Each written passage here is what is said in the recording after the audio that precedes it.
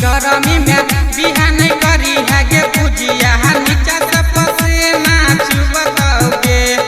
गरमी में बिहान करी है गे रूबिया नीचा से पसीना चुबतौगे। पसीना चुबतौगे के छोरिया पसीना चुबतौगे। तसट के साइके लगे न सुती है नहीं ते जो बन के चुबतौगे। गरमी में बिहान करी है गे मनिया नहीं तब से पसीना चुबतौगे। पसीना चुबतौगे।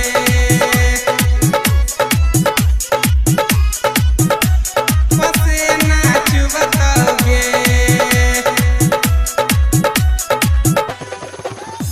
जैसे जे पखेल तो खूब कबड्डी तोहरा भी नहीं तरह तो बॉडी के तोहरा भी नहीं तरह तो बॉडी भी नहीं तरह तो बॉडी। जैसे जे पखेल तो खूब कबड्डी भी नहीं तरह तो तोहरा बॉडी के भी नहीं तरह तो तोहरा बॉडी। गे बिना खोलले तो हरा कपड़ा साई घर में घुसैतौगे। गरमी में बिहान करी है गे कोमली नीचा से पसीना चुबतौगे। नीचा से पसीना चुबतौगे। नीचा से पसीना चुबतौगे।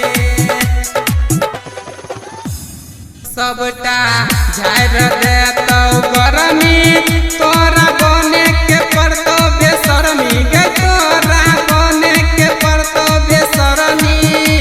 बने के पड़तौ बेशरमी गे सबटा झाड़ देतौ गरमी तोरा बने के पड़तौ बेशरमी गे तोरा बने के पड़तौ बेशरमी। तयमित मनीष विकास कहै छौ चोली खुलैत रहतौगे। गरमी में बिहान करी है गे पुष्पा नीचा से